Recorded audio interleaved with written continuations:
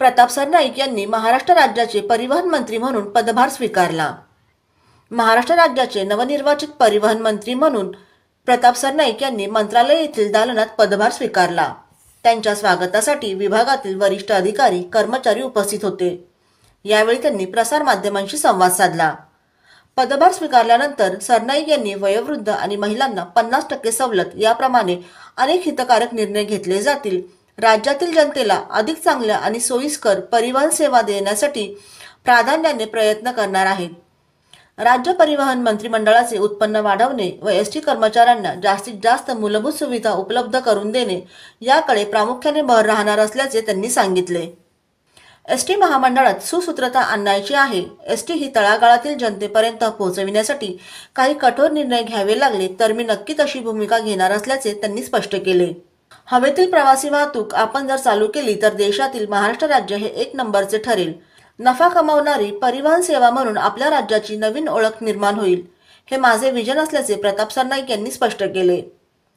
टप्प्याटप्प्याने या सर्व गोष्टींची अंमलबजावणी करण्यात येईल। राज्याच्या परिवहन विभागाला अत्याधुनिक सुसज्ज अशी दिशा देण्यात येईल, प्रताप सरनाईक असे म्हणाले। ब्युरो रिपोर्ट, जनादेश। आपली माणसं, आपला देश, पाहत रहा जनादेश। नशापान करणारे आणि गर्दुल्ले यांचा थैमान। भांडूप पश्चिम येथील गावदेवी देवीपाडा या ठिकाणी असलेले श्रीमान बाळासाहेब ठाकरे मनोरंजन मैदानात पाण्याची व्यवस्था नसून वीजही खंडित असल्याने येथे गडद अंधार असतो। या मैदानात दररोज सकाळ संध्याकाळ स्थानिक रहिवासी फेरफटका मारण्यासाठी येत असतात, परंतु या मैदानातील अंधारामुळे यांची निराशा होते। या मैदानातील अंधाराचा फायदा घेऊन येथे दारू पिणारे आणि गर्दुल्ले यांचा मोठ्या प्रमाणात नाहक त्रास नागरिकांना होत असतो। मैदानाच्या बाजूला अनेक सोसायटी आहेत। या सोसायट्यांमधील रहिवासी याच मैदानाच्या कडेला असलेल्या रस्त्याने ये-जा करत असतात। येथील ज्येष्ठ नागरिक, महिला वर्ग आणि शाळा कॉलेजमधील विद्यार्थी सायंकाळच्या वेळेस याच रस्त्याने ये-जा करत असताना या मैदानात असणारे दारू पिणारे गर्दुल्ले यांचा त्यांना नाहक त्रास होत आहे। या नाहक त्रासामुळे होणारी गैरसोय व नशा करणाऱ्यांच्या दहशतीने येथील स्थानिक रहिवासी हवालदिल झाले आहेत। या त्रासातून बाहेर पडण्यासाठी येथील महापालिका यंत्रणा, सामाजिक क्षेत्रातील राजकीय नेते आणि स्थानिक आमदार हे लक्ष घालून या रहिवाशांना होणाऱ्या त्रासातून मुक्त कधी करणार याकडे सर्वांचे लक्ष लागले आहे। ब्युरो रिपोर्ट, जनादेश। आपली माणसं, आपला देश, पाहत रहा जनादेश। ठाणेकर मालमत्ता करदात्यांसाठी करातील व्याज माफी अभय योजना 31 डिसेंबर 2023 पर्यंत मालमत्ता करावरील 100% व्याज माफ, तसेच 1 जानेवारी ते 15 जानेवारी 2024 या कालावधीमध्ये मालमत्ता करावरील 75% व्याज माफ। त्याचप्रमाणे 16 जानेवारी ते 31 जानेवारी 2024 या कालावधीमध्ये मालमत्ता करावरील 50% व्याज माफ। तरी सदर व्याज माफीच्या अभय योजनेचा ठाणेकर करदात्यांनी लाभ घ्यावा। महानगरपालिकेच्या कोणत्याही संकलन केंद्रावर कर भरण्याची सोय आहे।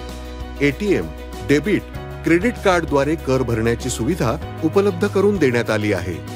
सोमवार ते शनिवार या दरम्यान सकाळी 10:30 ते सायंकाळी 5 वाजेपर्यंत संकलन केंद्राची वेळ असून करदात्यांच्या सोयीसाठी रविवारी संकलन केंद्र सकाळी 10:30 ते दुपारी 1:30 वाजेपर्यंत सुरू ठेवण्यात येत आहे। यासोबतच ठाणे महानगरपालिकेच्या propertytax.thanecity.gov.in या संकेतस्थळावर ऑनलाईन पद्धतीने मालमत्ता कर भरण्याची सुविधा उपलब्ध करून देण्यात आली आहे। तसेच गुगल पे, फोन पे, पेटीएम आणि भीम ॲपद्वारे आपला कर सुलभतेने जमा करू शकता। ठाणे महापालिका क्षेत्रातील सर्व करदात्यांना विनंती आहे की आपण या व्याज माफी अभय योजनेचा जरूर लाभ घ्या आणि आपला मालमत्ता कर लवकरात लवकर महापालिकेमध्ये जमा करून महापालिकेस सहकार्य करा। धन्यवाद। TJSB सौर शक्ती कर्ज, गो ग्रीन, करा वीज बिलावर बचत। आकर्षक व्याजदर, 84 महिने परतफेड कालावधी, 80% लोन, व्यावसायिक आणि उद्योजकांकरता सुद्धा अधिक माहितीसाठी तुमच्या जवळच्या शाखेला भेट द्या किंवा संपर्क साधा. 1800-223-466 आणि 1800-266-3466.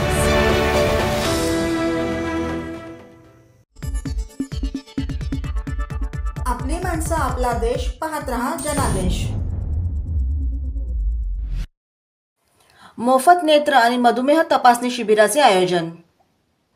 जयसिंग शंकरराव मोहिते पाटील उर्फ बाळदादा यांच्या 75व्या वाढदिवसानिमित्त वाफेगाव तालुका माळशिरस येथे मोफत नेत्र आणि मधुमेह तपासणी शिबिर संपन्न झाले. या शिबिराचे संयोजक जनादेश टीव्ही न्यूज, आदर्श सरपंच पुरस्कृत आरोग्य दूत आरोग्य सेविका सरपंच सन्माननीय विजया एकनाथ शिंदे, उपसरपंच खंडू गायकवाड आणि सर्व सदस्य यांनी मोफत नेत्र तपासणी शिबिर भरवले होते. वाफेगावमधून सरपंच विजया शिंदे आणि विद्यमान उपसरपंच भजनदास गोडसे यांनी नेत्र ऑपरेशनसाठी रुग्णांना पुण्यात पाठवले. ब्युरो रिपोर्ट, जनादेश.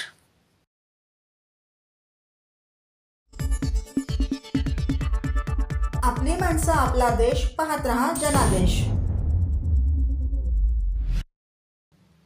वातानुकूलित शववाहिनीचा लोकार्पण सोहळा संपन्न. मालवण तालुक्यातील गोळवण कुमामे डिकवल ग्रामपंचायततर्फे 15व्या वित्त आयोगमधून खरेदी केलेल्या इलेक्ट्रिक वातानुकूलित शववाहिनीचा लोकार्पण सोहळा माजी उपसरपंच साबाजी गावडे यांच्या हस्ते श्रीफळ वाढवून करण्यात आले. तसेच नंदादीप नाईक यांच्या हस्ते पूजन करण्यात आले. लोकार्पण प्रसंगी ग्रामपंचायत सरपंच सुभाष लाड, उपसरपंच शरद मांजरेकर, ग्रामपंचायत सदस्य एकादशी गावडे, प्राजक्ता चिरमुले, मेघा गावडे, भाई चिरमुले, गोळवण आरोग्य विभागाचे औषध निर्माण अधिकारी प्रतापसिंह नांगरे, परिचर संजय कांदळकर, आरोग्य सहाय्यक हेमंत चव्हाण, नागरिक बहुउद्देशक सेवा प्रतिष्ठान सिंधुदुर्ग अनिल गावडे, शेलटकर भाई चिरमुले, आनंद लोखंडे, प्रमोद पवार, रमेश परब, ग्रामपंचायत कर्मचारी प्रसाद परब, तंटामुक्त अध्यक्ष संजय पाताडे, बाबूराव चिरमुले, गजानन घाडीगावकर, अनिल घाडी व ग्रामस्थ उपस्थित होते. यावेळी माजी ग्रामपंचायत सदस्य, सामाजिक कार्यकर्ते, कैलासवासी रमेश परब पेंडुरकर यांना श्रद्धांजली वाहण्यात आली. ब्युरो रिपोर्ट, जनादेश.